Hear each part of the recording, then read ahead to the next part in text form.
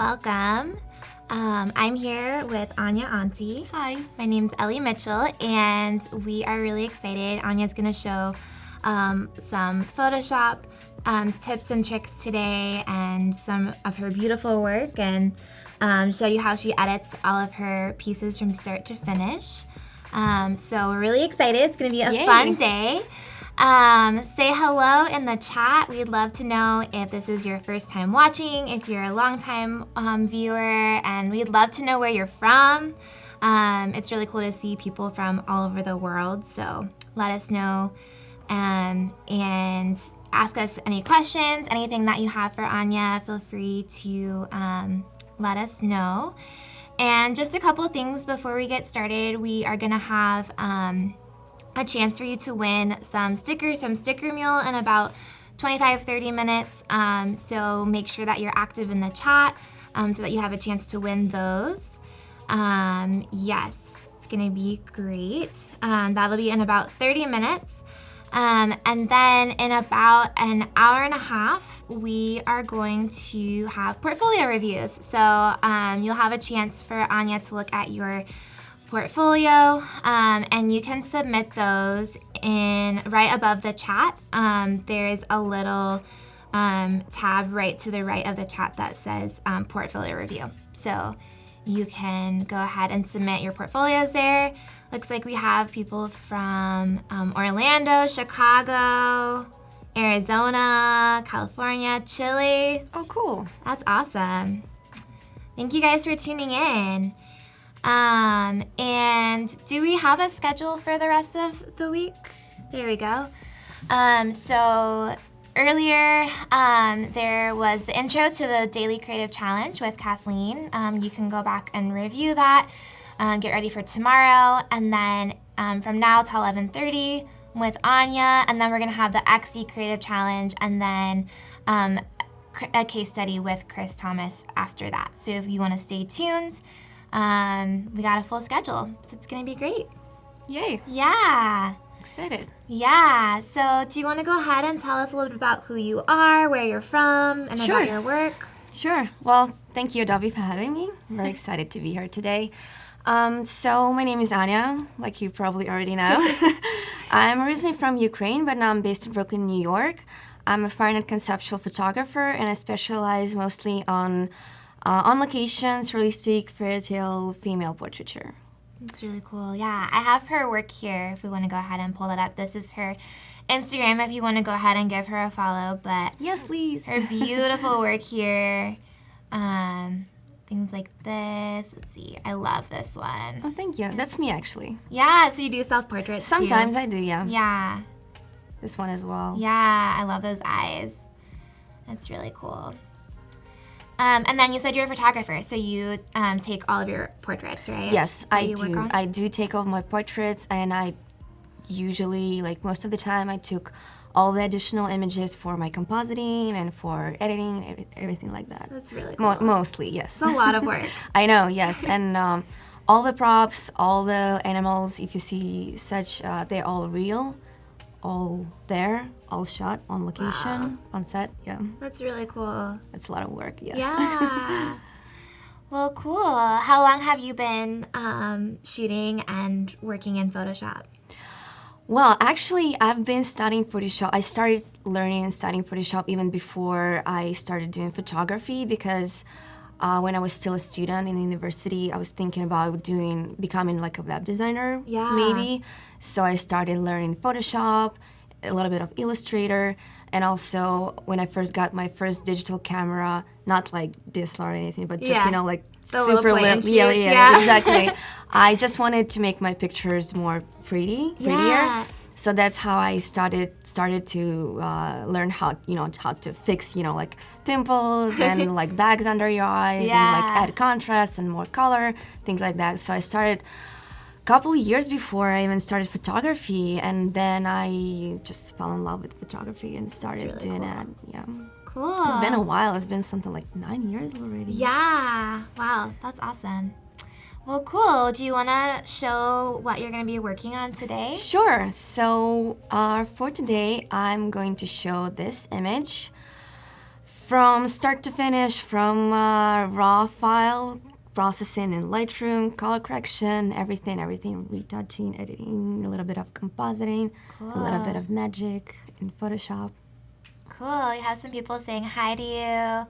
Andrew says, hi, Anya, it's Andrew.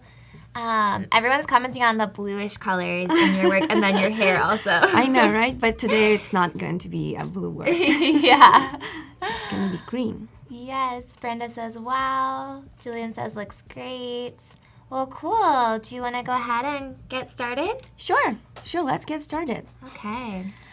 So here's the raw image, like raw, straight from the camera, nothing, no processing, nothing like that. So as you can see, we had a model, we had this is a real animal, this is a real fennec fox. So it's just cute. Sleeping and resting on her shoulder. Yeah, some people ask me, is it like dead? Is it stuffed? No, it's just sleeping. It's just getting cozy on her shoulder. Yeah. So it was shot in 2014, I think, in Moscow. I was teaching a workshop over there in Russia, and we had this little setup in a public park. It was shot in a public park. And we had this like cute little fennec fox there. Did you know the fox was going to be there when you went? Did you plan on that? Of course. No, of course. We planned ahead. Yeah. We kind of rented it for 2 hours for this workshop. Got it. Yeah. Okay. And actually, it's a funny story because so the day of the workshop, I woke up and it was pouring rain, like not just raining, but it was like pouring. And I got out of the subway with my friend who was helping me out, and it was like, like a wall of water, of rain. And we were supposed to shoot in the park, in an open space with this like animal. And I was, oh my God, what am I supposed to do? Like, this is terrible. Yeah. But so I met my group, and it was a park. So they had some kind of like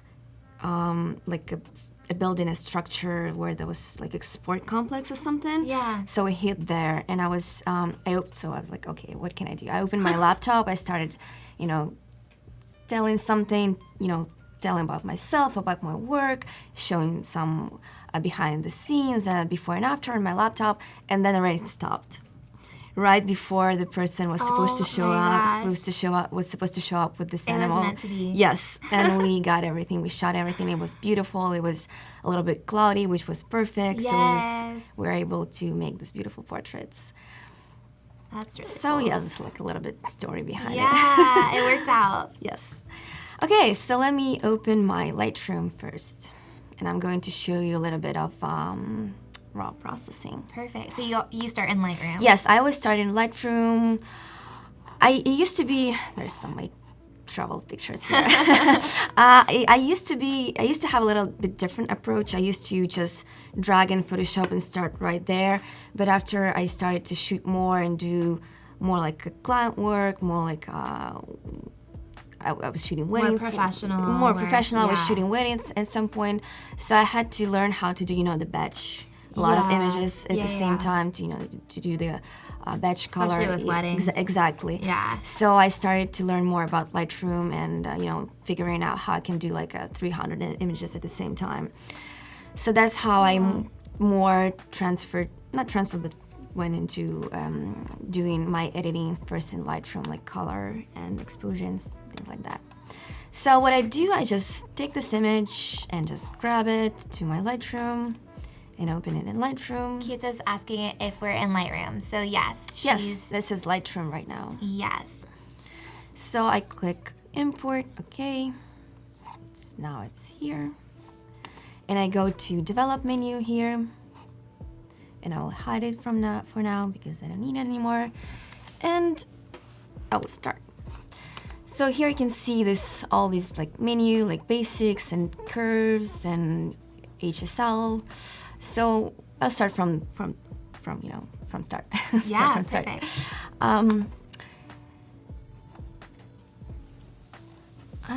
What's wrong with the white balance? Why is that showing up? Okay, never mind. So what I usually do is I start a little bit with basics like exposure and highlights and shadows. What I usually do, I try to expand my highlights and shadows, like my dynamic range. So I just move my highlights a little bit, bring them down a little bit and bring my shadows up to restore more details in the shadows. And I feel like this part is a little bit blown out right now, so I will bring the whites as well down a little bit, something like that. I feel like it's a little bit dark, so I will bring my exposure just a tiny bit, something like that. I don't usually change the white balance. I feel like it's fine like it is, and I don't usually do anything here in saturation vibrance. So Riaz is asking how long you've been compositing and how did you start? Well, I started pretty much from the very beginning, I think. So I started doing portraits something like 9 years ago. It was 2010. Yeah. And 6 months after that, I started doing this type of genre, like surrealistic female portraiture. Yeah. And I was just experimenting. I was inspired by other photographers at the time, and I was just analyzing how they do their work. And I figured out that they do some kind of like transforming and compositing in Photoshop because I saw some before and after. And I just started experimenting, and that's how I got, started That's really compositing. cool. Just playing around. Yeah, just playing around, like trial and error. Growing your skills. Yeah, because I'm a self-taught. I never went to any kind of like established school and anything like That's that. really cool. It was just, here and there some bits of information online because it was 2010, 11, something like that. Even back there, YouTube it wasn't even a thing. Back there. Yeah. It was just only starting out, so there was not as much information as it is right now. Like you can see all these beautiful tutorials and live streams like right now. Yeah. We just go out there and learn. Yeah. But back there, like nobody really taught any workshops. I didn't really have any friends photographers who would share their experience with me. So all I can do is just, go out and Just do it experiment. yourself. Yeah, just do it and figure out everything myself, just experiment, Yeah. trial and error and just, Yeah, which I feel like is sometimes the best way to learn because you can watch tutorials and there's so much information out there, but actually doing it yourself probably is how can you get really learn. like overwhelmed a little bit. Yeah. Because there's so much information and you can get lost and don't know where to start. Yeah, you just have to kind of go for it. Yeah. So I don't know. Maybe it's good and bad at the same time because it took me a while, probably. Yeah. Well, so. Yeah, but look where you are now. Oh yeah.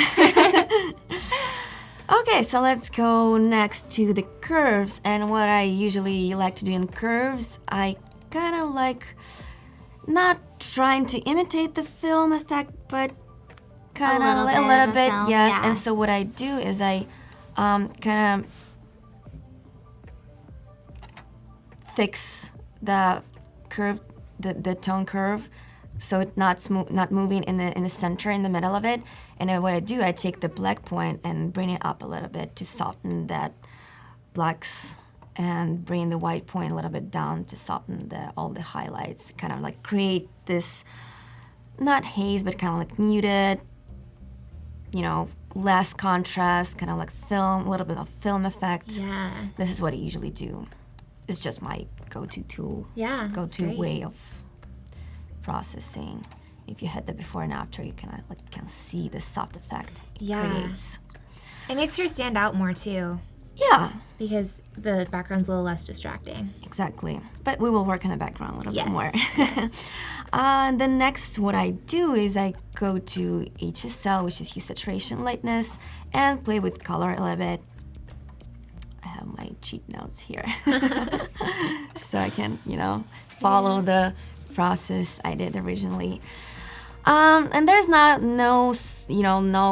rule, no real, you gotta have to do this. No, I just play around with colors, keep it in mind, some color theory, that I have my, complementary colors and which colors go well together. So I just keep in mind that right now in this image, I have green, orange colors here and some kind of red here. Yeah. And what I would probably do is maybe, move reds a little bit more towards warmer orangey colors, to make it more harmonized. Yeah. So, and I also want to make the red a little bit less distracting. So I'm going to darken it a little bit here in an HSL and maybe just bring down the saturation just a little bit. And then I will go to the next color, which is orange. And then again, maybe like that, just a tiny bit. And then I usually, what I do is right now I want to make the background a little bit less distracting, which is green. And usually all the greenery, it sits not only in the green color, but usually in the yellow as well. So if you go to the yellow color and just play with it, you can see how it, shifts. Yeah, it changes. So, kind of like that, so you can see where exactly it affects the color. And what I do is, again, making it a little bit more warmer, kind of like match the fennec color with her hair. So I'm going to change the hue a little bit towards more orangey. And then again, bring the luminance a little bit. And I feel like now it's a little bit desaturated, so we'll bring the saturation a little bit up. And then I go to the green, which is where all this green background lives right now. And I feel like I want to make it a little bit warmer. Maybe not a little bit, kind of like that.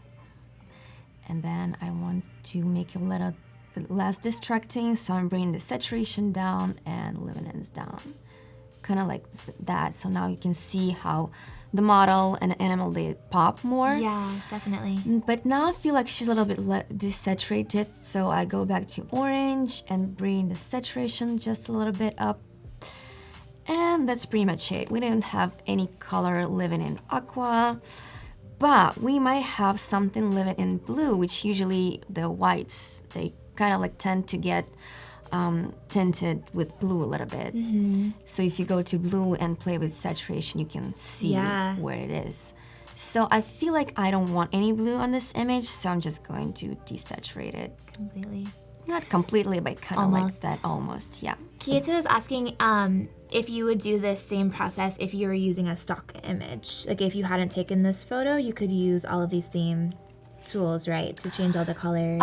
If I would be using a stock image, which is usually JPEGs, I would probably just do this all in Photoshop. Same thing, Photoshop, and try to match the color, of course. Because you're working with a raw image. Of course, exactly. Yeah. That's why I'm doing the processing first in Lightroom. But if I would be using stock images, I would just do it in Photoshop and using like curves and maybe selective color, something like that, different tools to try and match it. Yeah. Cool, thank you. This is pretty much it with HSL. I'm just gonna click before and after, and you can see. Yeah, it makes a big difference. The change, yeah. Yeah, Ashley says I've never gone into the color tab on Lightroom, so this helps so much. Oh, cool. Yeah. This is pretty much it. What I would do in the HSL, then I'm going to, split toning, and that's where I like to play as well. I'm just trying to find where my settings. Yeah. So what I usually do, like again, my go-to way and method to process images, this is just my thing. What I usually do is I like to tone my highlights in a cool color. So I go into highlights right here and I change the hue, something like cyan, bluish color, something like that.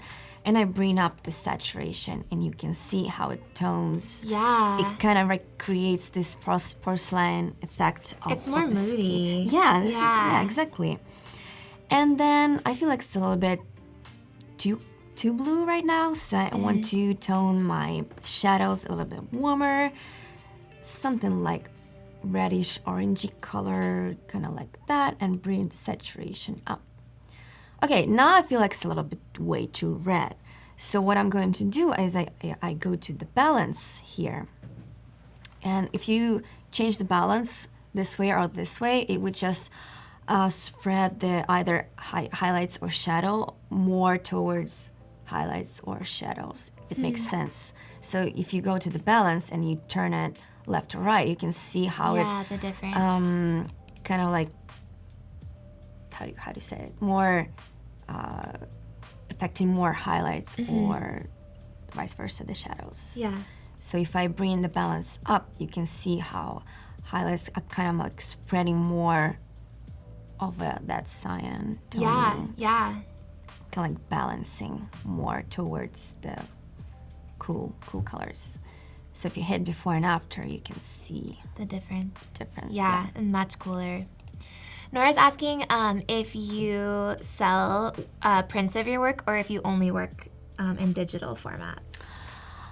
I do sell prints, and I used to have this kind of website where artists usually upload their work and sell, and they do all the printing for you. Just sell, you make like it a Society 6 or something kind of like that. But yeah. I think it was Fine Art America. Okay. But to be honest, I recently took it down because I plan to explore more of a gallery industry. Oh, cool. And while I was exploring that, I got this recommendation that you should probably not do that, because when you're trying to get into the gallery world and industry, you should be selling more like limited edition prints, not the mass production, and more high quality paper, more like they want it to be more exclusive. Exactly. It has to be exclusive and limited edition. It'll all be signed and numbered.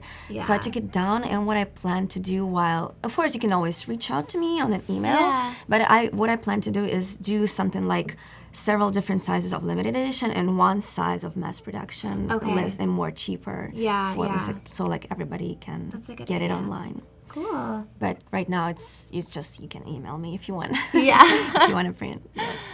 Perfect. We have about 5 minutes until I'll chat and win, so... Great, and I will have time to finish my raw processing. Yes. So the last step is camera calibration, and what I did specifically for this image, I want to model and the subject to pop a little bit more, so I go to, so you can see like 3 channels here. And if you play around, you can see how it changes, it affects the color in like a red channel and then green. You can just experiment. So is that how you developed your style, by just like playing back and forth with pretty much. Well, I have some process already established. Like I said, I have a specific way of doing curves and split tonings, but when it comes to color, I just play around and try to figure out what I like, keeping in mind some of the color theory and color schemes that I already learned a little bit about. So just fun. So specifically for this image, what I would do is just boost the saturation of the red channel, and you kind of see it's a little bit way too saturated right now. So to fix that, I would just go to blue color. I don't want to touch the green channel right now because it will affect my background. But because I don't have any blue color in my photograph, I will go to the blue channel and just bring down the saturation in the blue channel. And if you go to the history and go back, you can see the difference. It's kind of like the saturation didn't change, but it affects kind of like luminance of different channel, either it's red or green.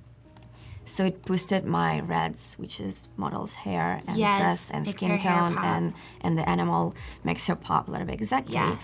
And I'm just gonna play with some channels, the hue of the channels. I will go probably to the blue and make it a little bit. So Keith is asking if you have any tips for an aspiring fantasy composite artist, and then also asking if you have time to critique work, which we're going to do portfolio reviews later. So above the chat, if you want to submit your portfolio, Anya might be able to review it later. But do you have any tips for someone who's wanting to get into this kind of work? Well, my tip would be to shoot as much as possible on set, because it would be easier to match everything all together later in Photoshop. In the same same setting, same lighting, same lens, same perspective, same distance to the subject. I'm not saying you cannot do this with stock images. I sometimes do use stock images, but for me, I just find it much easier and faster, and the result would be a little bit better. You have to do less work up front. Exactly. Yeah, to match them. Exactly. Like there's the one of my most famous images with the butterflies when I opened my skin. Yeah. It took me 4 hours, which is not a lot considering the image, because if I would be this one, right? Yeah, exactly. This one. Yes, I have it on my screen if you want to show the image that she's talking about. There you go. Yeah, and it took me 4 hours, which is not a lot considering all, you know, the final Yeah, result. that's actually really because fast. I shot everything on the same, like on the same day, on the same time, with the same settings. I had a real plastic skeleton, like life-size skeleton. I had all the butterflies. cool. I used like a nude top, you Yeah. know, to kind of imitate the stretched skin. So it took me way less time than if I would be using like stock images. So you would recommend like really planning everything in Yeah, I advance would really as much as recommend possible. plan all the compositing ahead, even if you using stock images, like Yeah. find what you can use in stock or in what you can shoot on the set, like really Yeah. plan ahead. Yeah. Cool, thank you. Yeah, so this is pretty much it. And I would tint my shadows a little bit towards the green, and that's pretty much it of all the raw processing I Cool. would do in Lightroom for this specific image. Riaz is asking how you find images that go well together, but you're saying you're kind of planning ahead. You're taking the images yourself. Yeah, I plan ahead. I try to shoot as much as possible on Yeah. set. But if I go to stock, I would definitely find an image that would match the lighting first. Okay. Because I can change color. It's not a problem. I Yeah. can transform it. I can, you know, I'm not worrying about that, like, not the transformation, but the distortion. Yeah. I'm not worrying about like lens distortion, things like that. I'm not worrying about depth of field because it can always blur Yeah. the image, you know, the stock image. But the lighting is the most like crucial and important when you composite. Yeah, and you can tell if it's two different lighting So setups. you often can tell, yeah. Yeah. Cool. We have about another minute. Kelly's asking if you can show the before and after of this Of course, image. If you want of to show course. the I'm just after gonna real quick. hit the, you know, the slash Yeah, perfect. key, and here There you you go. go. So this is all done in Lightroom, playing around with changing colors and saturation and all those things in RAW, and then Anya's Now going I'm to take going it to into export. Photoshop. Yep. Yep. Yeah, and I'm going to export it. Just click right button on my mouse and go to export. Vic says it reminds them of Riverdale. Do you watch that show? No, I don't. It Is kind it good? of, yeah, it's good, and it. I feel like this is very Riverdale-ish, like the colors and the moodiness, and like Oh, cool. there's a character with like long red hair. So. Oh, okay. Yeah. I will watch it. Yeah, now. it's a good show. Okay, I'm just going to export. You can just specify where exactly you want your image to be exported. I like to put in a subfolder, name it JPEG because I export in JPEG. I know I should probably export like in TIFF and PSD, but I'm just, I don't know, I'm lazy. I just export it in JPEG, and I don't know, I'm just, you know, that's the just way what you do. It's just what I do, yeah. But if you want to like better quality, just go with TIFF or PSD and maybe select like 6-bit versus 8-bit, but you can do JPEG, that's fine. But just make sure you have a color space as RGB, because otherwise you will have problems when you upload online and you might have different colors. It's what people often have an issue with you know, upload online on the web and they're like, wow, why my colors are different? That's because you chose different color space. And that is pretty much it. Just make sure you have like the maximum quality, and that's it. And I hit export. Perfect. All right, it's time for chat and win. So if you hop in the chat, you have a chance to win 100 free stickers from Sticker Mule. So go ahead and tell us something about yourself, and we'll be right back.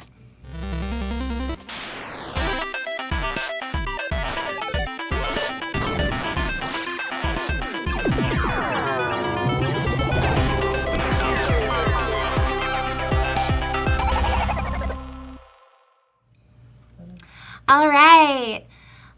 We are just waiting to see who's going to win our stickers from Sticker Mule. We should know in just a second. And if you don't win, you can still go to stickermule.com/Adobe Live 19. You can get 10 stickers for $1. So it's a great deal, a great way to test it out.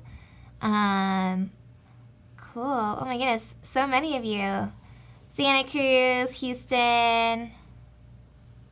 Cool. Thanks for saying hi. Janice says, I'm loving this segment. The photography is really amazing. Oh, thank you so much. Getting lots of compliments. Oh, thank you.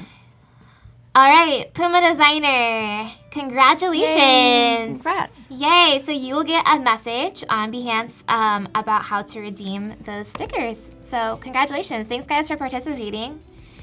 And feel free to keep asking questions. Anya's gonna continue showing how she edits this photo that she took. Yep. So get right back to it. Yes, we've done exporting. I'm just gonna close Lightroom for now, skip this time. So now you can see I have this little folder of JPEG here. And here's my JPEG. So I have my Photoshop already opened, and I'm just going to drag it to Photoshop. Here you go.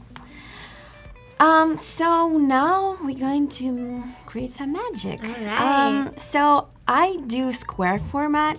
I don't really have an explanation why. Maybe it's somehow connected with my love of film photography, especially like medium format, 6x6. I just love square. I don't know why. So now we need to make a square format of this image. And what you can do, you can just go to crop tool and select the 1:1 ratio and just do like that. But I kind of feel like it's a little bit, too squished. Like the subject is a little bit, taking a little bit too much space. It's just my preference. So what I'm going to do, I'm just going to expand my image all the way to, the borders for now. And make it a square. Okay. Okay, double click, okay. So now we need to somehow fill this space on the top. And what I can do is I can stretch and transform the space around her. Oh, cool. So what I'm going to do is to make layer copy, Control J, because you don't want to touch the background layer. Yes. Damage that original exactly. image. I'm going to turn it off for now, my background layer for you. And I'm taking my marquee tool here. And for now, I'm just going to select, not selecting the subject, not her, just, the borders around her. And I'm just going to hit Control T, which is free transformation. Okay. Okay, now Photoshop changed some hotkeys, and now I need to... Always, huh? Yes, so it used to be, free transform, but now I need to click Shift to hold Shift and kind of like squeeze it like that. Oh, cool. And okay, and same thing on this side. Again, Control T and transform, okay. Control D is deselect. And now I can crop a little bit more. Here we go. Now I have much less space on top. Because it's bringing it up. Yeah, exactly. Yeah. Now it has much less space on top. Okay. So now I can probably crop it a little bit like this. I don't need that much space, on the right side. Yeah. All right. So now we have even less space on the top. And now what I can do, I can probably go back to my whole photo shoot and try to find some additional images that I can use, but I already know that I don't. Okay. I don't have those images. Yeah. So what I can do, I can use what I have, and that is this image. And now I can just click on this lasso. I like the polygonology because you can just click all the way. And now, click and drag, but you just do this, click, click, click. Yeah. And now what I'm going to do is I'm going to select the background around her by doing this. Kind of like very loose. Doesn't have to be perfect. Kind of like this. Here you go. Now I have the selection. And I'm going to copy that, Control J, and it creates the copy of not the whole layer, but the selection. Right. Like this. And I'm going to transform it. I'm hitting Control T, and I'm going to stretch it all the way up. Now we have this little hole here, but it's okay because I click right button on my mouse and I select warp, and I'm dragging it all the way down. Wow. And now I'm trying to match, kind of like match where, where you can see where the stitches are. Yeah. Kind of like that. make sure. That's fine, we can fix it later because I won't be able, I probably can stretch it all the way down, but I don't want it to be way too stretched, you know. Right. Because at some point pixels are just going to be way too stretched and it's going to be obvious. Yes. So Anthony is saying that you could use content aware fill for this too. Have you tried that with this image? No, what is that? Content aware. Content aware what? Selection? Yeah, so you'd select like the selection, like the empty space, and then you can tell Photoshop to fill it.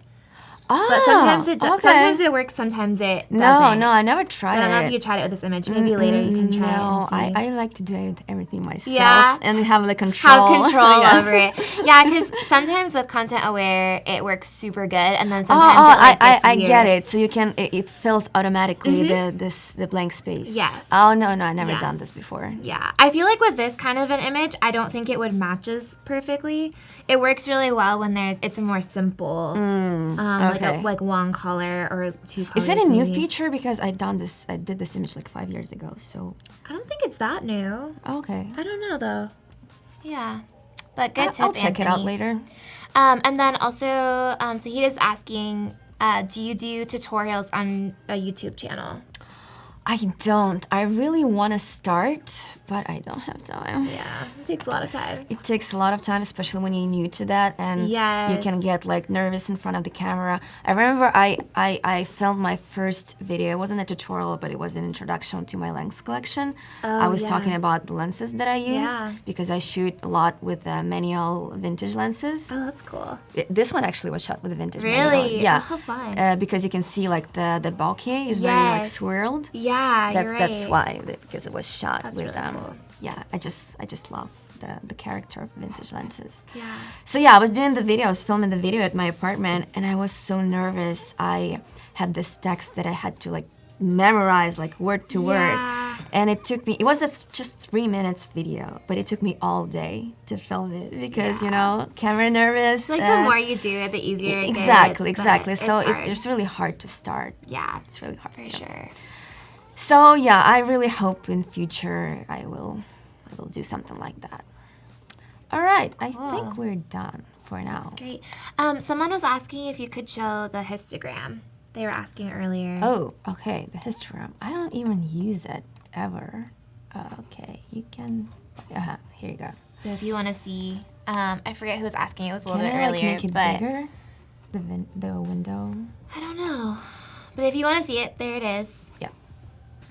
Cool. Okay. All right. I never use it. I don't know. Like I use my eyes. Yeah, yeah.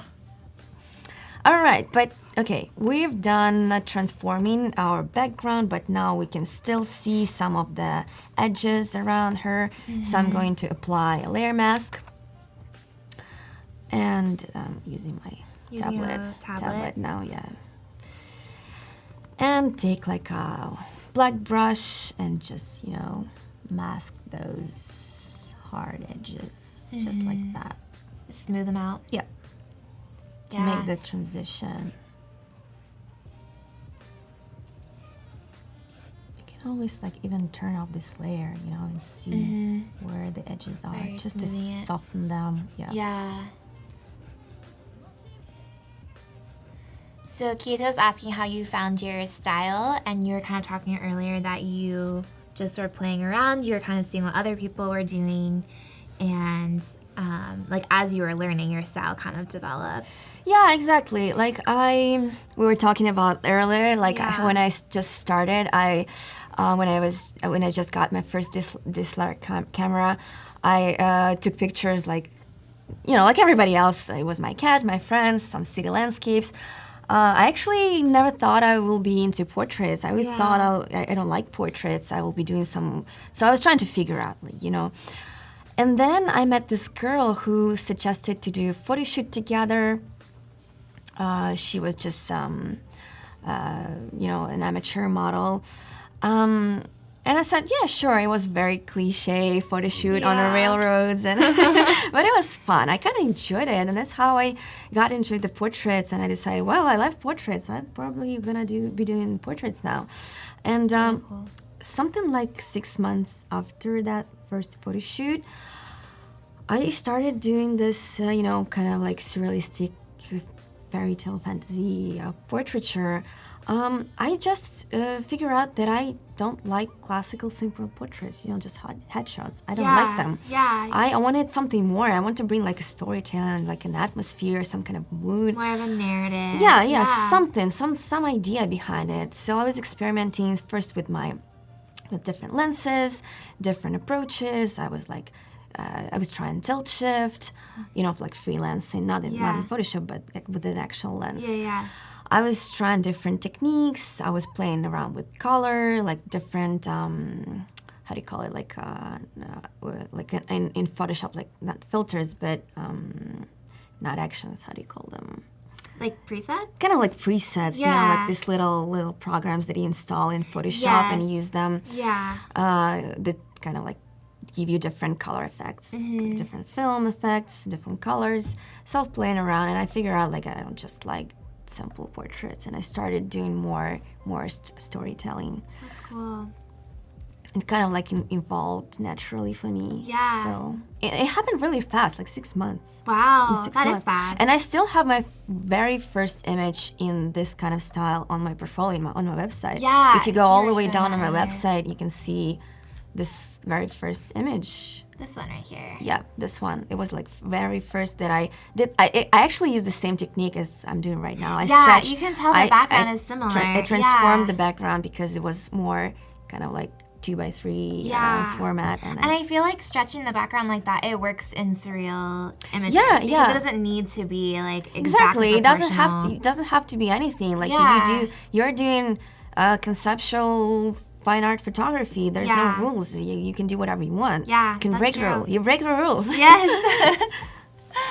That's cool. Thank you for sharing that. Sure. So let's go back. Cool. So now we're having this little issue up here, and it's fine. I can, just, why is my scribe zoom doesn't work? I should probably restart the computer, but it's fine. Yeah, I usually use the scribe zoom, but for some reason it doesn't work. Just a reminder that we have portfolio reviews today, so if you are wanting Anya to review a portfolio, you can submit that and we'll pick two to review. You can submit that right at the very top of the chat to the right. There's a little portfolio review button. You can submit there, and we're excited to see what you guys have made. Yeah. So I just created an empty new layer, and I'm just going to grab one of the either healing brush or clamp tool. Doesn't what is it? Stamp clone? Clone. I only confuse them. And just fill the gap. I feel like I want to use the healing brush because it's more content aware tool rather than just cloning. Yeah. And just select something maybe like right here. Bringing it, filling it in. Yeah. It's kind of harsh right now. I'm going to take my eraser tool and kind of like 50% and soften it. Something is happening right here, which is sometimes it happens. Corner. So I'm gonna grab the stamp tool and just like that. Oops, zoomed way too much. And just make sure I have everything, fine. So if you did have another image that you could have, from the same shoot where you could have taken the background, I would probably do that, but at the same time, I probably still transform the surroundings because I really love the effect that it creates, kind of like this surreal, exactly, kind of like painterly, like surreal warped space around her. I really love it. Yeah, I love it too. The first time I did it on that image that you showed a second ago with the book, I was like, wow, I'm going to do this all the time now. That's cool. Yeah. So that's an example of how just playing around with different tools helped you to develop your style and figure out what you liked. Yeah. And I'm trying to, select different areas so it doesn't look way too much cloned from one to another. Just, to select different, like bouquets. You're using the healing brush tool? Yeah. Yes, I'm using healing brush, and I'm softening all the time with my eraser to make it less, obvious. Yeah. kind of like that. Nice and soft. Yeah. All right. Okay, looks fine, I think. All right. What's going on the bottom? There's like a little white line, but sometimes it happens. It's not really It's there. not actually there. But for some reason, it. yeah, when I zoom out, weird. for some reason it's there, but it's not there. All right, so we're done for the background, and now we will go and retouch it a little bit. All right. So what I would like to do is not go straight to the subject and retouch her, but work a little bit more on the whole environment, right? Yeah. Exactly. And this is what I like to call removing trash. Kind of like visual trash that is distracting and just make your photograph a little bit messy. Yeah. So I'm going to visualize a little bit more so you guys get a little bit better idea of what I mean. Just going to grab like very bright red color and show what I mean. It can be like things like this branch right here. I think it's way too distracting. It's like straight there in the center and your eyes go straight there. Things like too bright bouquets, kind of like this. Things like this, like way too bright. And of course, like obvious things, like we will have to retouch the leash, make her hair a little bit less messy, and just some basic retouching. Okay, I'm going to delete that.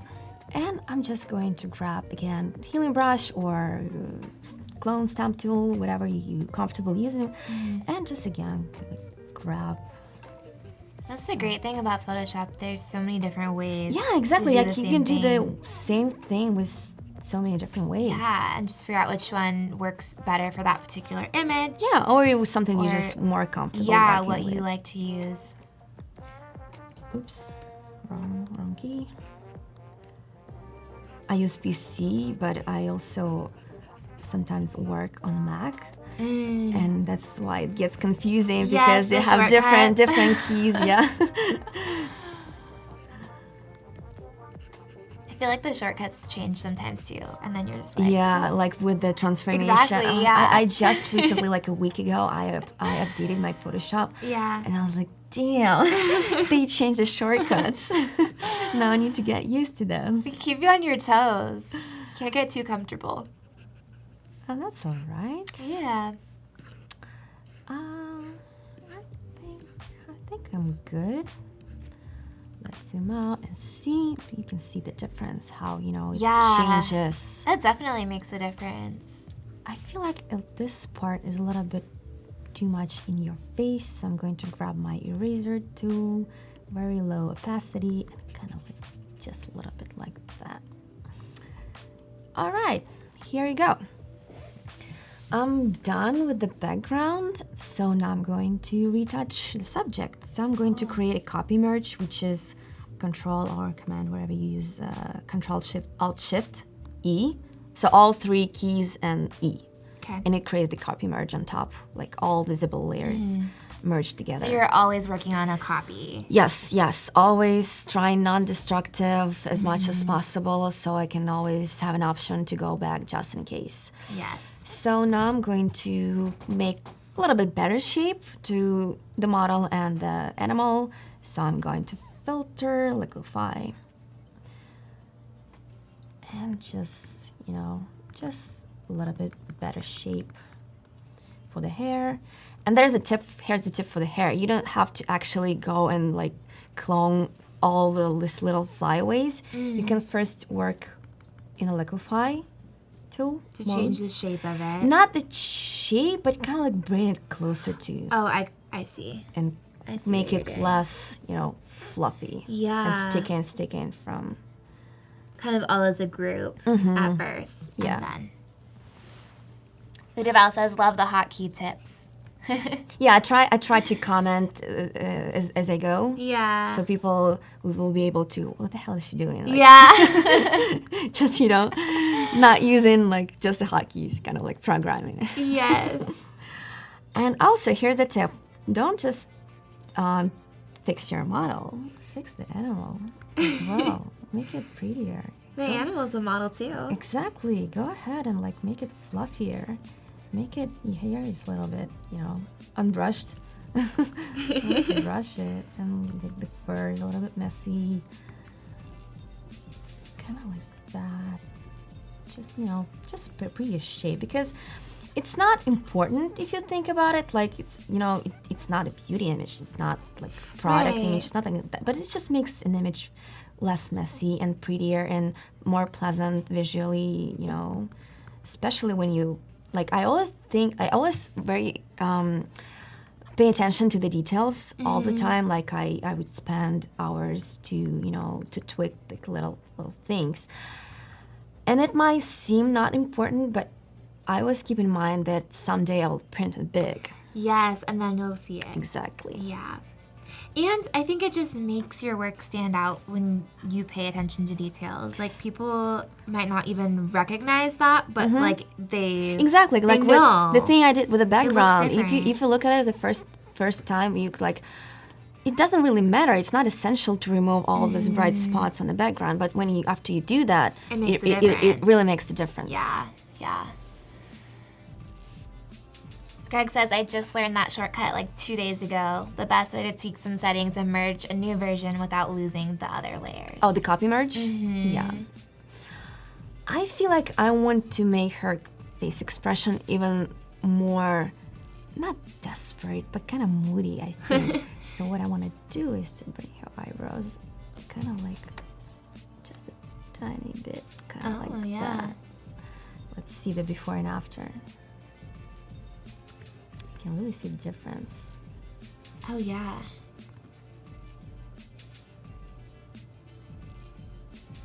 All right. Let's just do like a quick retouching. I don't want to spend way too much time on it. But just to give you guys the idea of what I usually do, I really love the spot healing brush. I really love this tool because I don't have to click Alt all the time. Yes, I just can, hold my hand like this, or I don't know, like eat something, like snacks, and just drink use your my coffee. Yeah, exactly. Like use my right arm and just go. It works perfect. Like it works really well. Yeah, it's a great tool. 90% of the time. It's a great tool. Nicole says, I like to use a masked surface blur layer to get rid of artifacts like flyaway hairs. So that's another way. Come again? What is it? A masked surface blur layer. Okay. To get rid of flyaways. It might, okay. Yeah, can work. Different technique. Yeah, different approach. Hi, Daniel. Hi, Jan. If you guys are just joining us, Anya is tell me how you describe yourself again. Like a fine art conceptual photographer. I want to make sure I get it right. But she does fantasy portraits, female portraits, and so she's showing her process from start to finish. She's gonna review some portfolios in about 30 minutes, so you want to make sure you submit those. Be careful. Yes. But right now she's just cleaning up and just quickly. I don't want to spend an hour. Too much time. Yeah. Just to give you guys the idea. But yeah, if you guys have any questions for her, feel free to share them in the chat. You know what we can try for this little flyaway hair? I'm going to create copy. Control G, and I'm going to filter noise and dust and scratches. Here you go. It blurs it, yeah. It not just blurs, it kind of like, it's supposed to be used for dust and scratches on the product photography, so it removes the little white tiny dots, and sometimes it can work, sometimes it doesn't. Because they're still there, but it's like... But you can play with like a radius and like a threshold. You just play around with the settings, but just, to give you guys an idea, kind of like that, okay? And you want to mask it, of course. Yes. To apply a mask, and Control I invert it, and just grab a white brush and, just go over kind of like only the hair. Yasmin is asking if you use Camera Raw or Lightroom. I use Lightroom. Yeah, so if you go... If you watch the replay of this video later, Anya started with this image in Lightroom. Yeah, but it's pretty much the same as Camera Raw. Like it has the same menus, same pretty much everything. Yeah. So you can apply same approach. Yeah. You can see her process in the replay if you want. Okay, I'm a little bit messy, but again, guys, I hope you get an idea. Yeah, it doesn't I hope have so. to be 100% perfect. Yeah, exactly. But I would spend, of course, a little bit more time on that. Right. But kind of like that. And then I'm going to merge it, Control E, merge it with this layer that was retouching on before. And, you know, something like that again. Spot healing brush, I love it. Love it, so I just, you know, go and Get brush. rid of those extras. Yeah, like go over and brush it, brush away. Hi, Varsha. Hi, Mel. Yeah.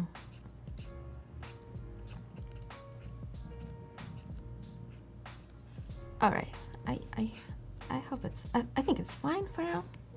Yeah, it looks good. I mean, I would go and clean all these like, little flyaways. It's just my retouching background doesn't leave me, you know. Yeah. I can't just leave it. I need to be perfect. Kind of like that. All right. Now things like this, like sticking out her dress, is a little bit, you know, make it look a little bit prettier. I feel like this part, because it was supposed to be, the dress was supposed to be on the shoulder, but we put a little bit down. It looks a little bunchy. So, yeah, so I'm going to liquefy again. And using this one. What's the name of this tool? Is there a name? Kind of like I actually don't know. bringing it to the center thing. It's in the liquefy tool, Yes. right? Yeah. You know, like I think that. it's just the shape. There you go. Ben says, very cool. And then this finger tool, just make it a prettier shape.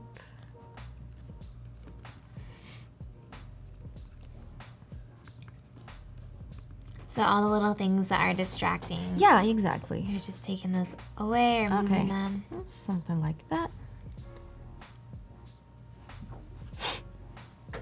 All right. Here you go, the before and after. Let me zoom in just a bit. Yeah, it's a lot neater. All right. You can always dodge and burn again. There are, again, different ways, different techniques on how you can dodge and burn. You can use curves, you can use the actual tools right here. You can, you know, what I like to do is I like to create new layer, which is Control-Shift-N, I think. Yeah, here you go. Control-Shift-N. And when you select not normal, but overlay mode, it allows you to check this little checkbox here, which is fill with overlay neutral 50% gray color. And if you click it, it says, okay, it creates this like neutral gray layer, which is invisible right now.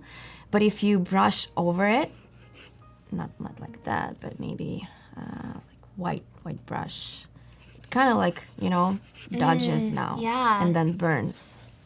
If you select like white White and or black. black. So this is how I usually like to dodge and burn. So I just pick a white brush with very little opacity, like 10% or so, and you know, just go over quickly, like on her eye bags here. I think like this a little bit too much. Go back.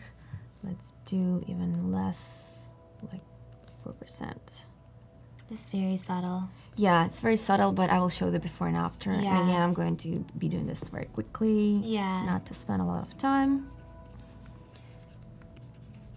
And also, you can see the way when I burn, it kind of like makes it bluish color. So what I do is I select this red right here. And when I paint over the Fennec Fox, now it's more warm. Yeah. Rather than just using black color.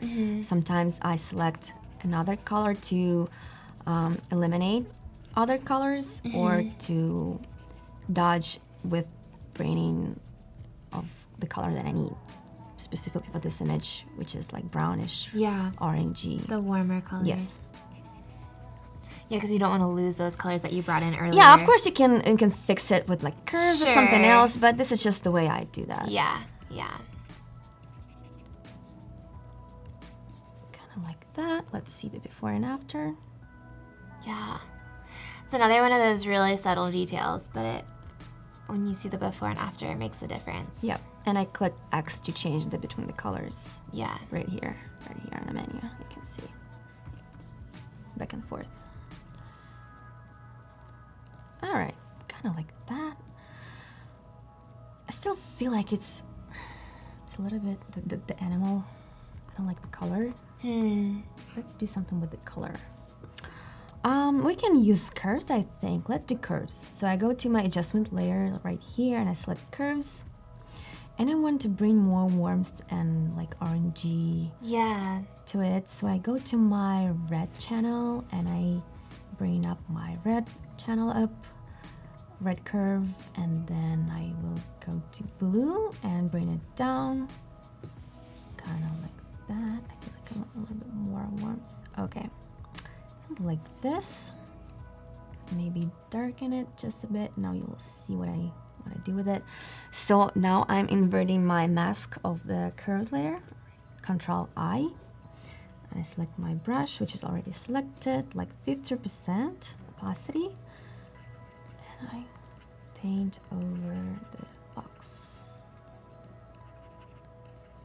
I like the white on the ears and the face, but the body is a little bit not pretty. You want it to be warmer. Yeah, I want to be a little bit more vibrant, like orange, pretty orange color.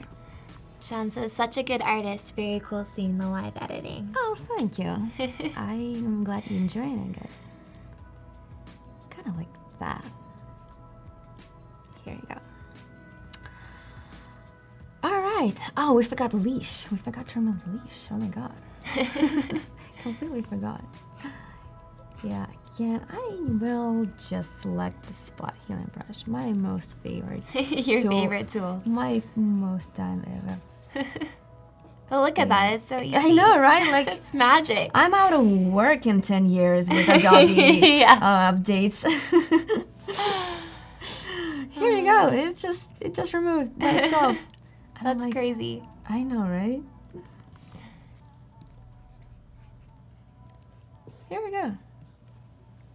I'm good to go. Wow.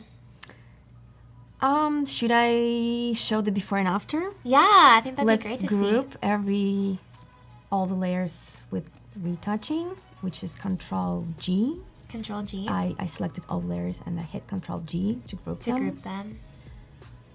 Here you go. Wow. Yeah, you're so right about the warm color on the fox. It looks so good like that. So cute. Prettier. Yes. Healthier. Healthier, yeah. He's just asking how you did this, which you just showed. So there's going to be a replay for this video that you'll be able to watch on the same Adobe Live page. So you'll definitely want to go back and watch that. And we still have about 25 minutes until portfolio reviews. So someone was asking if they shoot nature photography, can I submit? And yes, any kind of photography is great. We would love to see what you guys have, and Anya can give you some tips and some maybe ways to improve your portfolios or some things that you're doing well. But yeah, great. It's great. Should we proceed? Yes, let's keep going.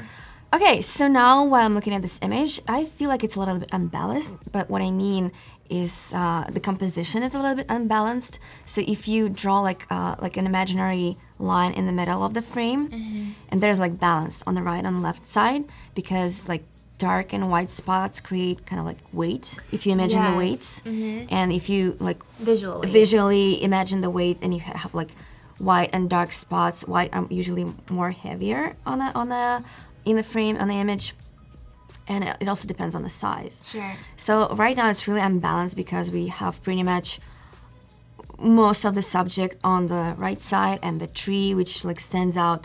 So I need more balance on the left side. And for that, I'm going to use some additional branches from other shots from this photo shoot. So I'm going back to my images right here. And here's some additional images that I shot that day. Keita's asking, I feel like this question kind of goes along with what you're talking about.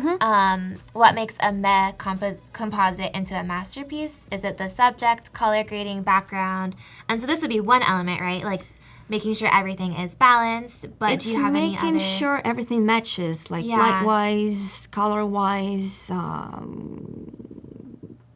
like if you have like different depth of field, make sure it matches. Like proportions, perspective, like make sure everything matches. That's the most important. And then all of these details to like bring it all together and make it look really seamless and like a real image, even though it's not. I would say that those cleaning things and attention to detail is important to any kind of image, not just composites. Yes, like absolutely. If you're just doing portrait or whatever, landscape, whatever you do. Cool, thank you. No problem. So I will take this one. I really like these branches like on the left side of the image, and I'm just going to grab it and drag it to Photoshop and open it here. And I'm just going to select first this one just with the marquee tool, and then select move tool and grab it and drag it and drop it. Here you go. Cool. Kind of like here, I think. Yeah, I want it here. You can always change the opacity of the layer and see where you want to place it. Yeah. And now I'm going to apply a mask, of course, because I need to mask it.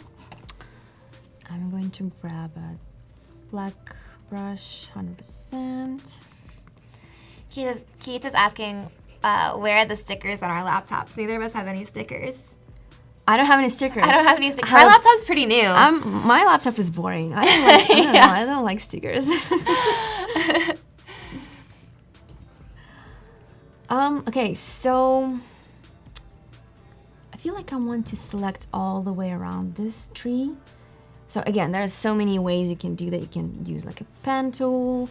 You can use different tools. You can just go and do it with your brush all across, all around this piece. But sometimes I like to, let's do the brush.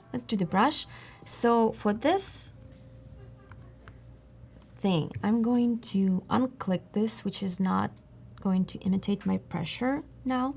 It's going to work just like I would be using mouse. Okay. And then I select my settings for the brush and I bring the hardness up. Not all the way to 100% because I want some smooth edges, but something like 90%.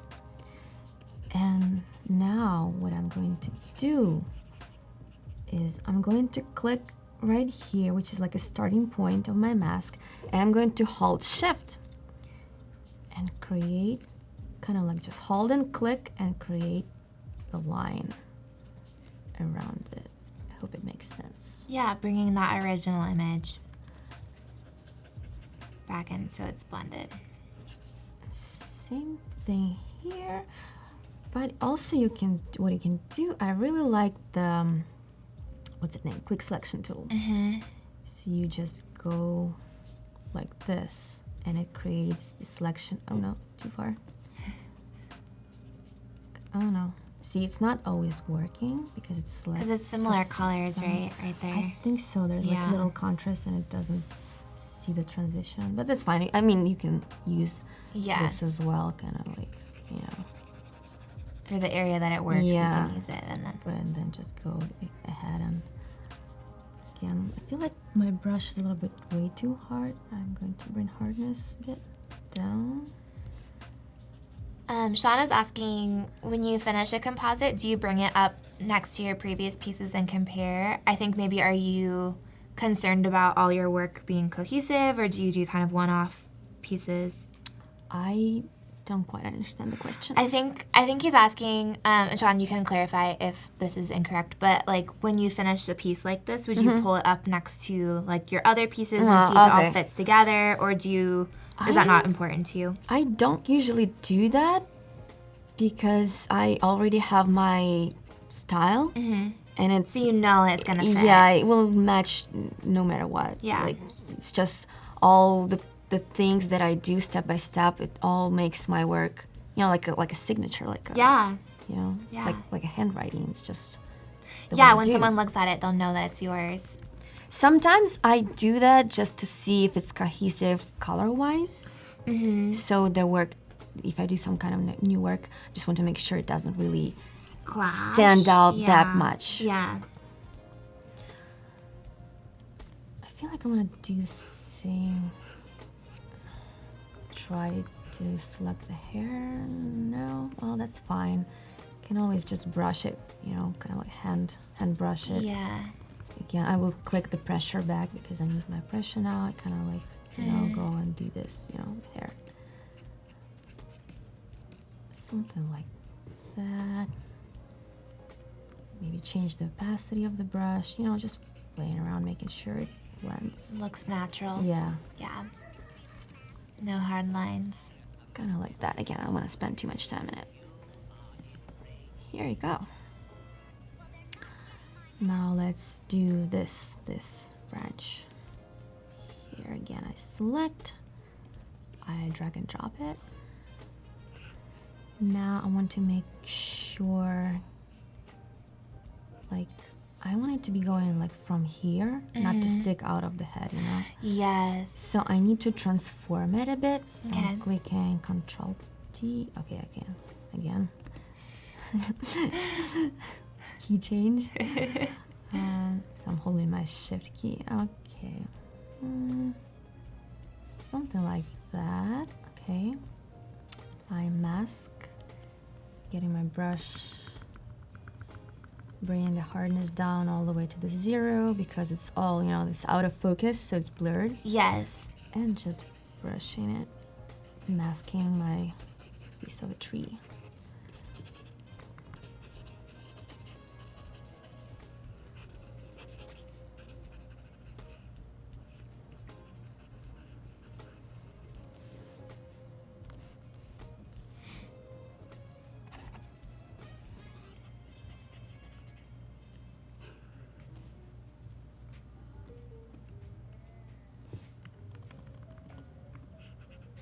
Okay, we have a piece of a arm or something there.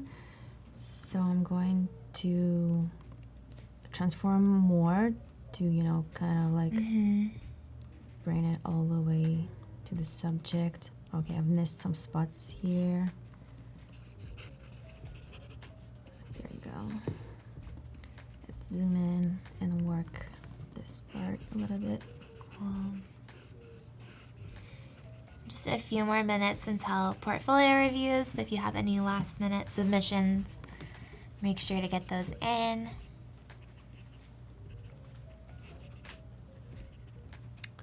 All right, something like that. Sean's asking about color grading. Yep. Do you do any color grading? I mean, isn't that we did before? Yeah. Isn't that color I would grading? consider that color grading. I mean, I do some final steps. Yeah.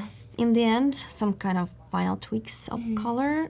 I think you can consider that as color Yeah, grading. so in Lightroom earlier, she was showing some color grading, This is just a quick mask. and then some at the very end in Photoshop too. Oops. Oh no. Okay, here you go. Cool. All right. Okay, let's proceed to the next step. So I want the lighting to be a little bit more dramatic, more kind of like a light beam going on her. So for that, I'm going to create a new layer.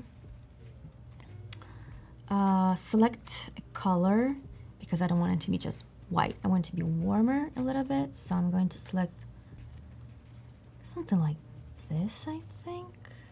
Jordan says, you're blowing me away here, Anya. Aw. Yeah, and then Sean said, I wasn't tuned in from the start, so if anyone wants to watch this from the beginning, there will be a replay available, so you can see the entire process. Yes.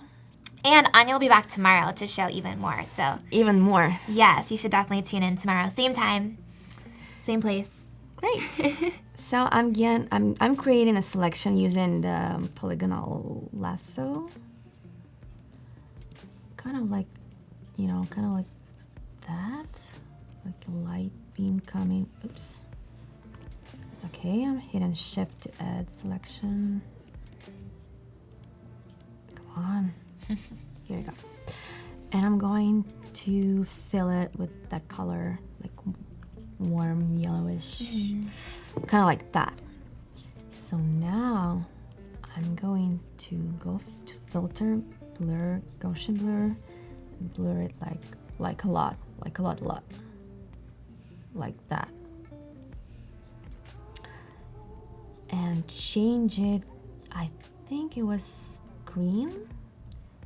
You can play around with color modes. I don't really know each one of them. Yeah. I know some basics, like I know screen makes things lighter. Overlay, soft light usually like brings more contrast, things like that. But you can play around and figure out which color mode. Which fits. Yeah, that's how I learned it, Yeah, yeah. Okay, I have like my cheat notes here. Yeah, it was screen, but obviously it's way too much right now, Yes. of course. So I'm just going to bring down the opacity, kind of like that. That looks so magical. And I'm going to Suddenly. apply a mask and brush a bit over her. 'Cause Yeah. I don't want her to be too much Washed kind of out. like yeah, Yeah. kind of like that. All right. Maybe a little bit less. I feel like it's a bit washed out right now, so I'm going to change this layer a bit. I'm going to apply curve, Control M. Kind of like, I don't know, bring it down a bit maybe. Kind of like that. I feel like this is a little bit too much. Let's bring down the opacity. Yeah. Kind of like that, just a tiny bit, Yeah. It doesn't have to be obvious. I don't want it to be obvious. Right, yeah. Very natural. Yeah, I'm just going to apply another adjustment curve layer. Just darken it, invert, Control I the mask, and take my white brush and just work around the edges a bit to create kind of like a vignette. Kind of like this. It's too much. Go back to my curves and adjust it. Click on the mask. Kind of like that. That brings a lot more focus to Exactly. her. Exactly. Yeah. That's the idea. That was the idea. Yeah, yeah. I feel like her dress is a little bit way too vibrant, like red. I a don't little bit like it. distracting. I'm going to hue saturation, and I click this little icon here, which is like selecting the specific color The that I exact need. color, yeah. I mean, you can always go to like and select reds. But Sure. Sometimes you don't really know which color this is exactly like this one. You don't really know, so you can Yeah. click it, and it shows that it's cyan. But you can go to the reds and just desaturate it. But you can see how the face got desaturated. And her hair too. a little Exactly. bit, So yeah. I'm inverting the mask and just brushing back with my white brush just on the dress. Maybe that's a little bit too much. So I'm bringing down the opacity just a bit like that. All right. Also, in this image, I've added some fireflies, and it was super easy. Like, I just grabbed the brush, like tiny brush. I think you can actually use the same color, like pale that yellow. full yellow, Yeah. and just go and click. Oh yeah. But I mean, it's insects, right? They're moving, so Right, they have right. to be with different distance to the lens. So meaning it Yes. has to be different depths of field. So what I do, I Control J, copy the layer. I reposition them. You can transform it and blur. Some of them are closer. Yes, and blur.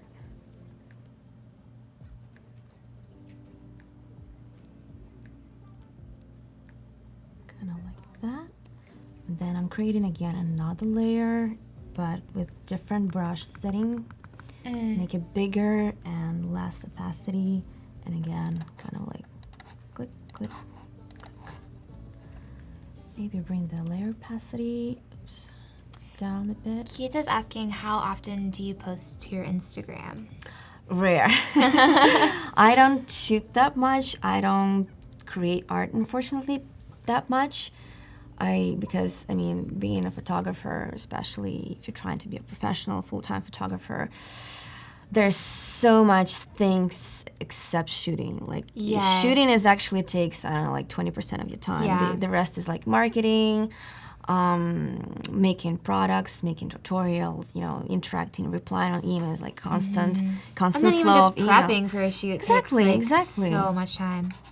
Yeah, exactly. Like doing the photo shoot, because I personally don't like, to just shoot headshots. So I really like to come up with a concept, scout the location, find the perfect model, find the perfect location, do the props if I need to, or even travel if I need to. So it takes a while. Yeah. So here are fireflies. If you want to follow Anya on Instagram so you can see when she does post, it's Anya_Auntie _art. Yes. All right, this is pretty much it. Now we're just going to do some final touches. Beautiful. Kind of like color gradient a little bit, color toning just a tiny bit. And what I usually like to do, again, a couple of my go-to ways and tools. Sometimes I use solid color, and I like to select this kind of like bluish, dark blue, and put it into exclusion mode. And you can see how it kind of like tones differently, tones shadows in the blue, the color you've selected. Yeah. But the highlights, it tones in the opposite on the color wheel, the opposite color, which is yellow. Right. And I bring down the opacity like 10 or 20%. Like just a teeny tiny, very slight, very subtle toning like that. Another tool is gradient map. Yeah, I'm looking which color I used before on my cell phone. Yeah, here you go. Gradient map. It kind of works same way as split toning in Lightroom. So if you're familiar with that tool, you kind of get the idea. You click on the gradient here, and this color tones your shadow. This color on the right tones your highlights, and you just select the color you need. So for the shadows, I'm going to be using, again, no rule. I was just playing around, but as I already know which color I used before, I'm just going to quickly show. Do you do these steps when you finish all of your images? Pretty much. Yeah, pretty kind much. of your final touches. Yeah, kind of like, yeah. Okay, and I will put it in soft light mode. And I will bring down the opacity to, I think it was 50% or 40, something like that. I feel like Kind of like creating your own filters in a way. Exactly. Yeah. I feel like I want shadows a little bit more saturated. Like that. Here we go. So it creates more contrast, even more cool, blue, moody blue tones.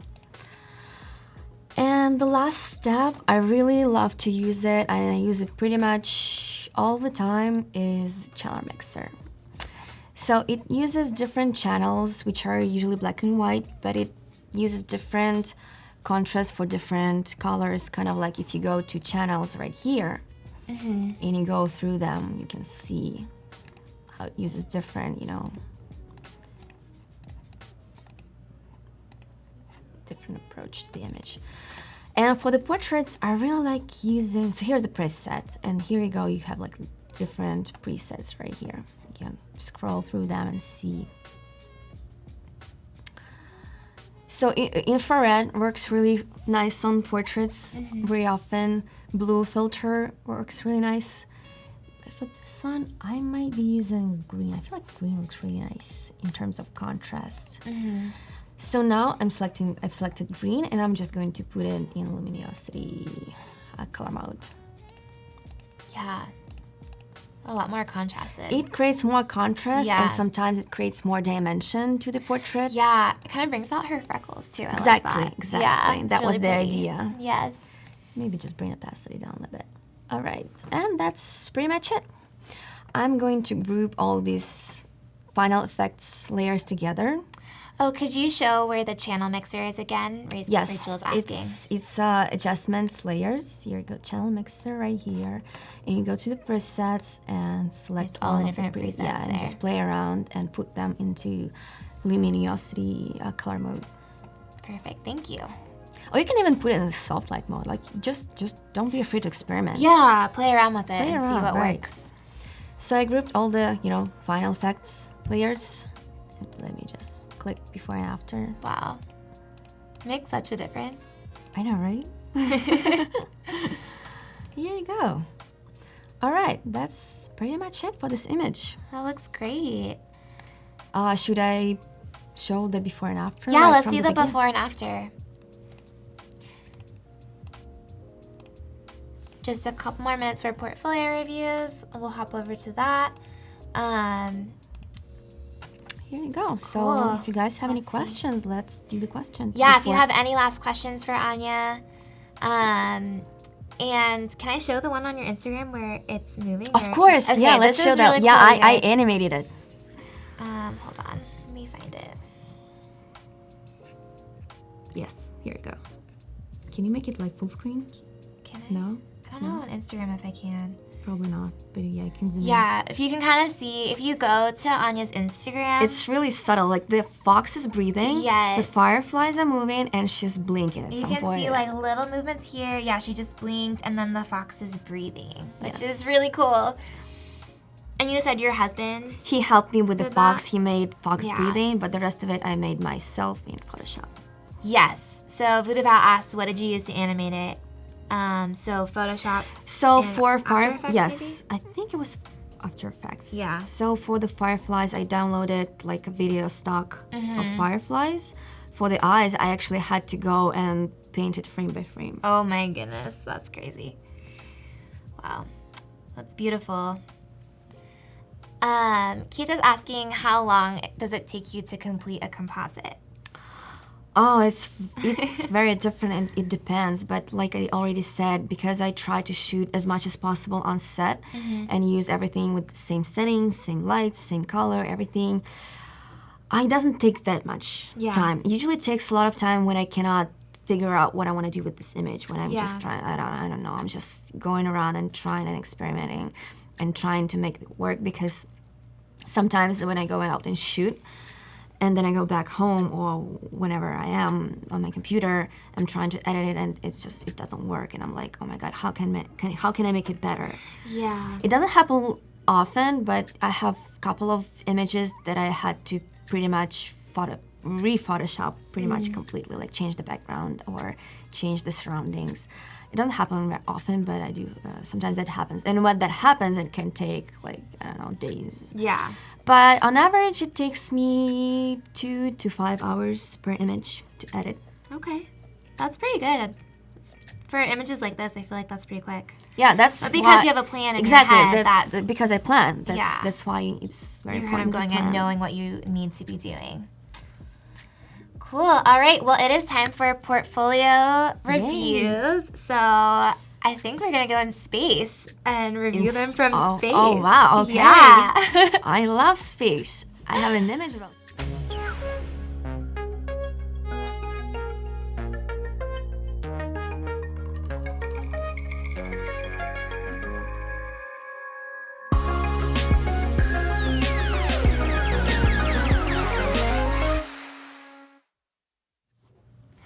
We're back.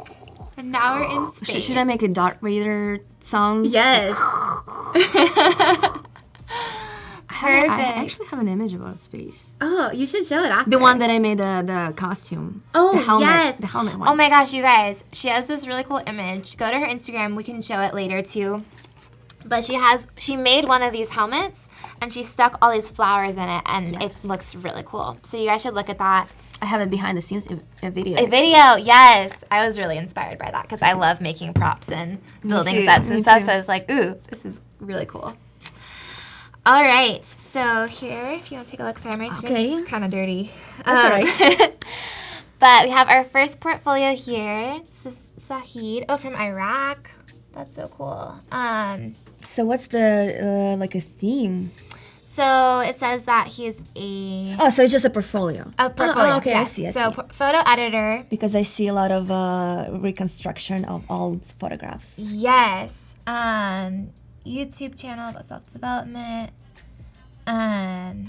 So it looks like professional photo editing. Okay. Which Oh, is this cool. one looks interesting. Yes, let's take a look. Let's look at. Oh. Wow. Oh, I like it.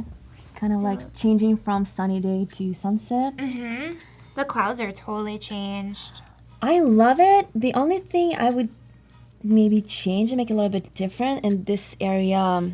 How do you like point out?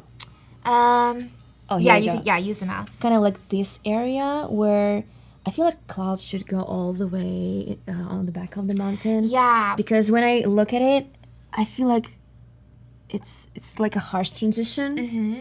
But if he would, put it in the mask the mountain and put it all the way back, Yeah. it would look a little bit nicer. Yeah, because you can see the clouds are behind the mountain here.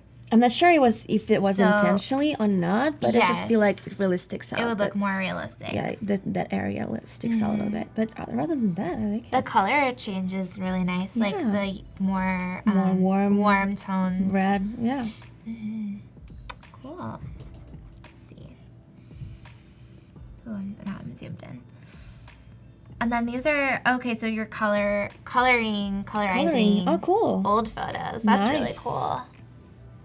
Yeah. Oh, that's nice. I never tried it. Yeah. Oops. Yeah, I would be curious to know how this was done. That's really cool. It looks really nice. That's fun because you get to kind of imagine what the colors were like. Yeah. You know? It looks like this is the same. Another so one. an old photo and cleaning up all those scratches. Yeah, when coloring the old images from black and white to color, I would suggest being more careful and pay attention more to the shadows because right now, especially when you look at the face, it's all like solid one hue, one color of like beige. But in real life, on real photographs, it doesn't happen like that. Like shadows are usually a little bit different. So if he would tone them a little bit differently, like maybe a little bit more red or just a little bit different hue of orange, Yeah. it would make it a little bit more realistic. I think these features on the face are a little bit harsh too. Like you can see them here. The They're like, transition between hair and yeah, and just like Skin. the eyebrows. Yeah, they're a little harsh and they could be a little bit more subtle. I think they would look a little more realistic. But yeah. very good. Oh, they blurred the background on that one. This one? Yeah, Oh yeah. that's cool. Yeah, just be careful with the edges because sometimes you can see, like you can actually when you blur the background, you need to cut out the background, not to blur it and then mask because when you blur, the edges of the subject goes a little bit over the edge. Right. So you need to cut it out first and then blur the background. That's how it won't interfere with the subject. I think I would take these people out too. Yeah. Just Yeah. unnecessary. Cool. Here's another coloring. Yeah, same thing. I would tone shadows a little bit differently. Especially here on her hip, you can see like it's a little bit. It should be darker here on this edge, and maybe like a little bit different color. Yeah. It's a little But red. cool. Yeah. Some good work.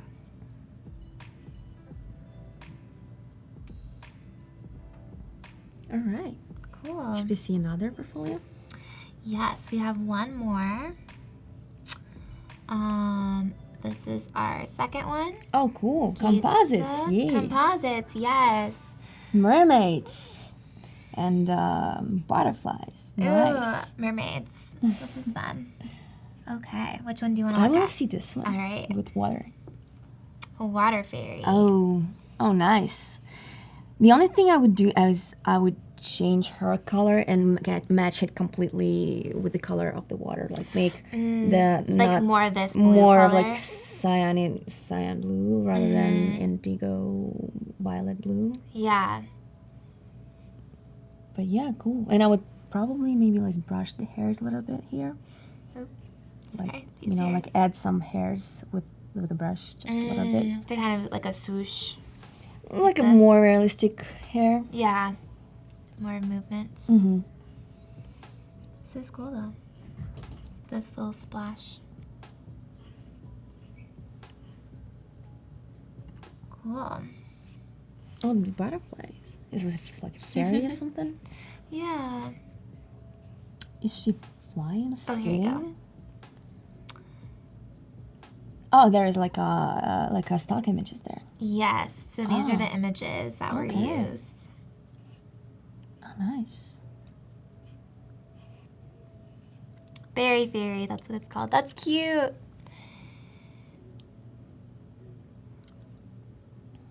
Can I see the final image? Yes.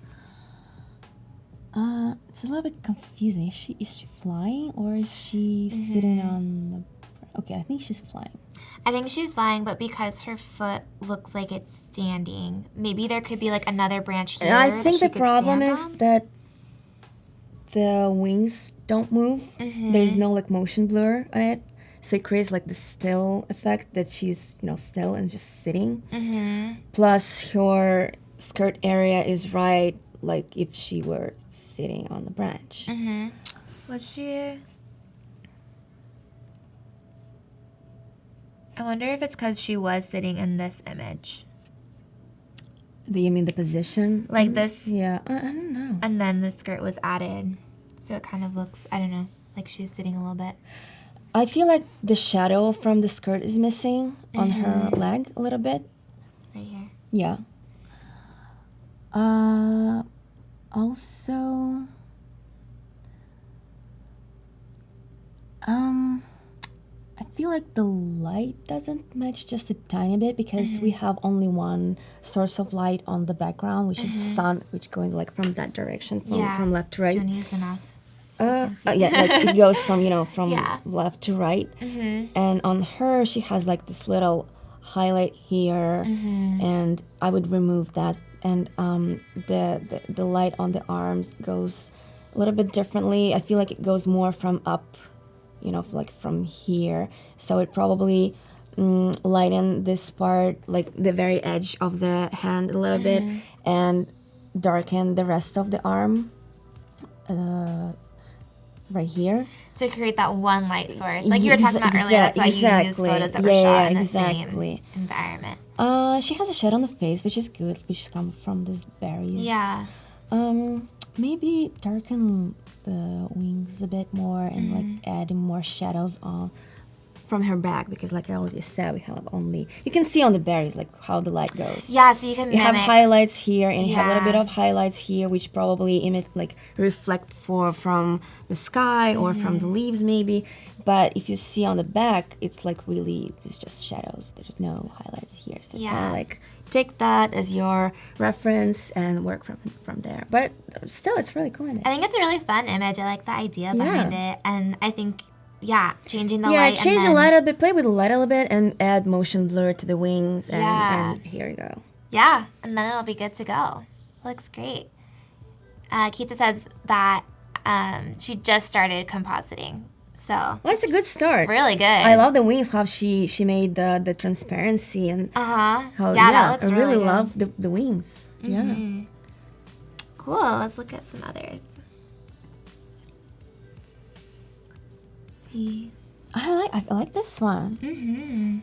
Yeah, you see, I feel like the color, the light matches. Yeah, it So looks this more is why, like, realistic. it looks very realistic. I'm not sure about the owls though. Oh, the owls. Yeah, but Oh, yeah. is the girl photoshopped as well? Let's see. Yeah. Oh, Oh, there's there's a like little a video. full outfit. Oh wow, I wasn't able to tell that the outfit was photoshopped. Yeah, good job on that outfit. Yeah. Man. The only thing I would probably add the shadow right behind her leg right here. Like, let me like where she's sitting. Yeah, like right here. But the rest is really good. Yeah. Not sure about else, but the other thing, the model and the outfit is really good. Yeah. Yeah. Great job in that outfit. The little video is cool too. Yeah. I like seeing the process. I would blur this owl on the front way more because it's so close to the camera. It should be really blurred much more.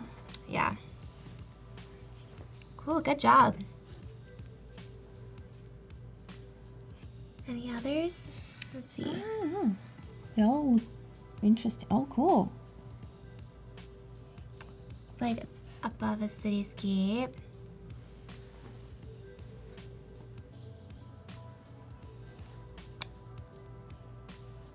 I like how you show all your different images. Yeah, like stock images. Yeah, that's cool to see like what they looked like and then how you put them together. I feel like that's really cool to show your process like that. Yeah.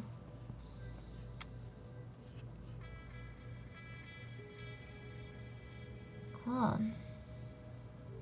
I feel like it's missing a little bit of highlights from the lighting. Like the highlights, there should be more highlights like going right on the edge of this arm, like right here, and maybe a little bit here. Like just take a purple color, like light brush, and just paint it in some mode, like screen mode, or maybe some other like color burn or color dash, something like that, and just experiment with blending modes and kind of create that. I actually have done that before with a couple of my images. I recreated the light completely.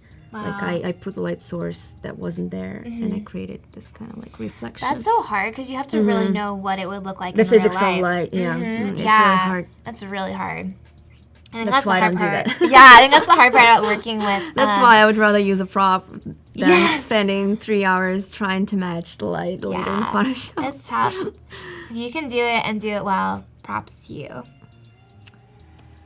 Cool. Oh, I like the what is it, like a winter queen, ice queen. Oh, nice. I like that crown a lot. It's really I would create more depth, maybe like more contrast to her, like a little bit more shadows, but it doesn't necessarily has to be. Yeah, really nice. Let's see if she has the. Oh, it was completely composited, like even even the jewelry. even the hair. Oh, cool. Wow. Okay. Can you show me the dress? Oh, even the dress. Yeah, because that's the dress. Yeah. Well, I would work a little bit more on the edges of the mask, but it comes in with practice. Maybe use a pen tool. I would really suggest using pen tool in future. But yeah, I just, wow, like I would be able to tell like that's all. Yeah, when I saw that, I thought it was all original, so that's pretty crazy. No, I mean, I can see the dress is the composited. dress, but when you like scroll through, like up here, the jewelry looks like really good. I think too, the dress is maybe like kind of pixelated a little bit. Yeah, I too, feel like so the it could resolution wasn't good of the dress. Yeah, so you probably want the resolution to match try the to rest of the find a image. bigger image, bigger size file. So it looks perfect, but good job. That's really fun. Nice. Cool. Well, if you guys have any last questions for Anya, we have a few more minutes. And thank you guys so much for submitting your portfolios. We are going to have a Photoshop challenge tomorrow, so make sure you watch the stream for that. You can see the intro earlier. Marissa says that this matches your hair. It does. Oh, yeah. It's like almost the same color. That's perfect. Do you want to share what you're going to work on tomorrow? How much time do we have Just left? a couple minutes. Okay. Yeah. We have 10 minutes. Oh, so- 10 minutes. Or if you have anything else that you want to show. Sure. Let me save it just in case. Just in case. Oh, let's save it. Oh, Vuduval says, I love how attentive Anya is to each project, offering tips on how to get better. So helpful. Oh, happy you love it. Happy you enjoy it. Yeah, I prepared this one just in case we have some extra time. Yes, we have a question. Sure. Vuduval is also asking, I would love to know what Anya's next step would be as far as marketing the project now that the image is finished. Like if you were going to sell it. I know you're not really doing mass prints anymore. No, but- I don't. But well, first step would be to create a portfolio, like a website and social media, post it on your social media, try and get some exposure and engagement on your social media. And there are different ways in how you can sell and monetize your work. You can always license it. You can work with stock agencies, a website that allows you to sell your images for like book covers, CD covers, and like advertisement usage, like licensing.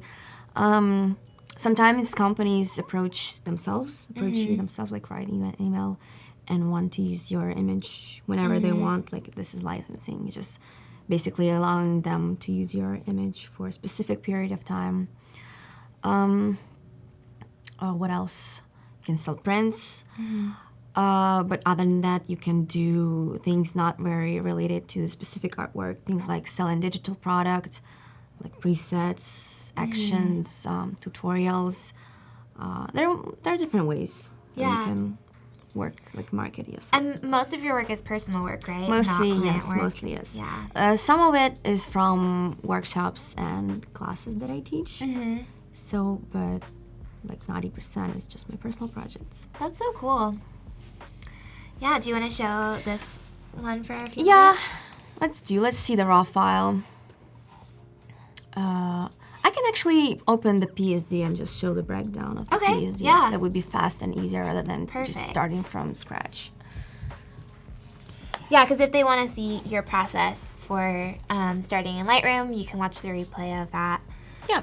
So this is a raw image, and this is how I processed it in Lightroom.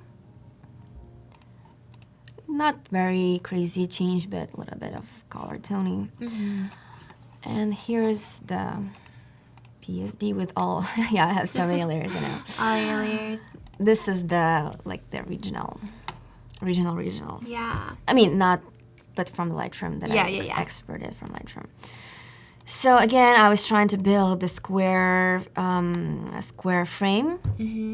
So I transformed and like stretched and transformed the background a bit. I removed this person from other image, just took a piece from other image and put it and mask it. Okay. Again, I felt like the plane on the background is a little bit too big, so I just transform it. I don't really remember. I think I used liquify something just to, give it a different shape. And then again, I use liquify to make the paper plane prettier. Smooths out. Yep. And you were really holding that. That's you, right? Yeah, that's Okay. me. That's me. You're This really is the raw. I'm holding holding a real paper plane. So that wasn't Wasn't composite. Wasn't completely composited. Yeah, that's really cool. So I didn't like this area here when I'm like holding the back of the plane. So I took it, I changed it from another image, which is like, you can see like a little piece of short here. And the arm is like, has a little bit different position. I just felt it looked better. And I stretched the bottom a little bit because you can see like a blank space here. And then I used frequency separation, which is a whole another topic and a big thing you can use if you're familiar with that. You can use it. If not, you can just type on YouTube or Google it. It's frequency separation method of retouching. And I don't always do that, but sometimes it comes really, really handy, especially with things like that when you have, instead of just, cloning and stamping for an hour, I just use it and smooth everything out. I even fixed the shadow because I felt like it was too harsh. Okay. I made it soft. Oh yeah, a lot more subtle. And a shadow on the jeans. Someone's asking again about the motion graphics on your Instagram. Yes. What you use for those. You touched on that a little bit, but if you want to touch on that again. It's a mix of different software and different programs, different techniques.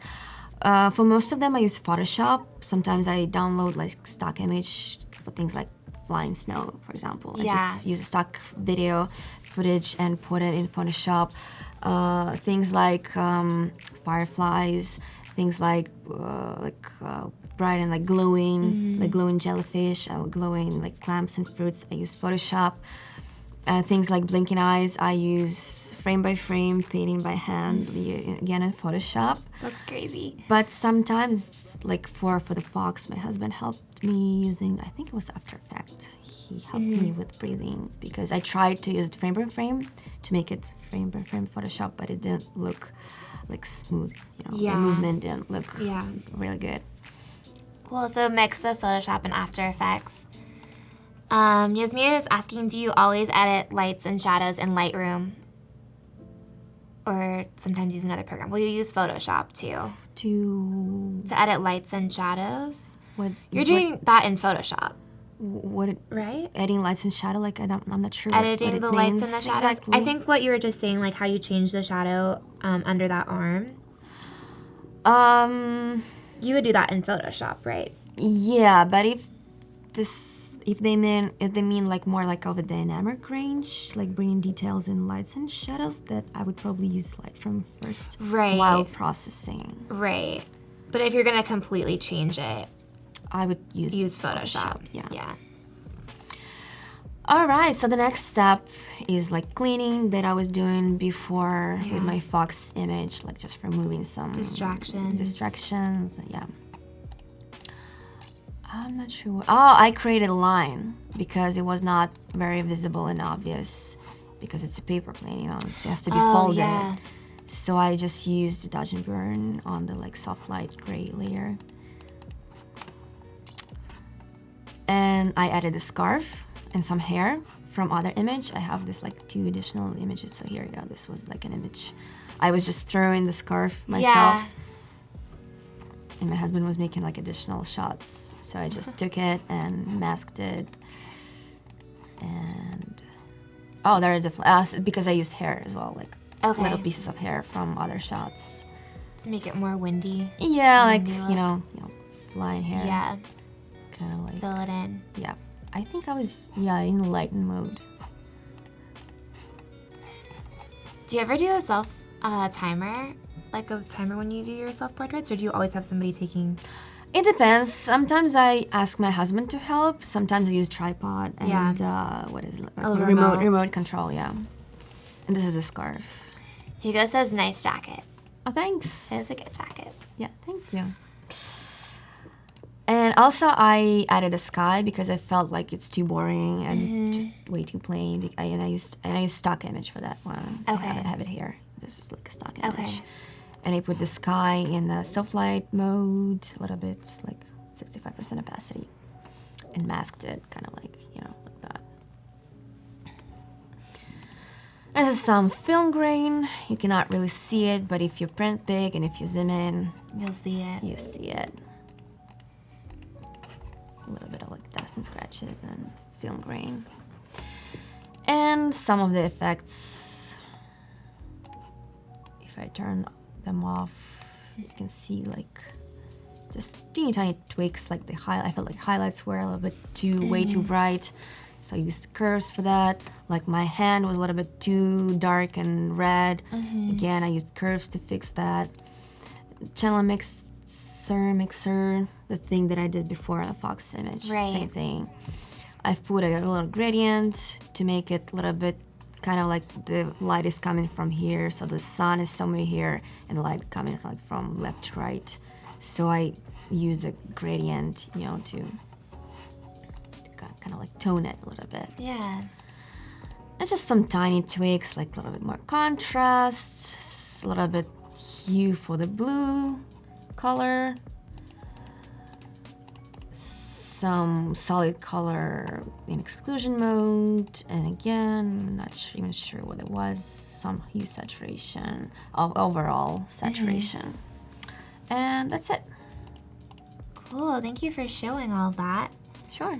Great. Well, thank you guys for tuning in. Anya's going to be back tomorrow to show even more compositing, right? Yeah, it will be even heavier on compositing tomorrow. Yes, so definitely come back tomorrow, same time. The Photoshop challenge video will be right before at 9 o'clock, and then we'll be on at 9:30 Pacific time. And then right after this is going to be the UX daily challenge intro, and then a UX video demo. So definitely stay tuned, and we will see you tomorrow. See you guys tomorrow. Yeah.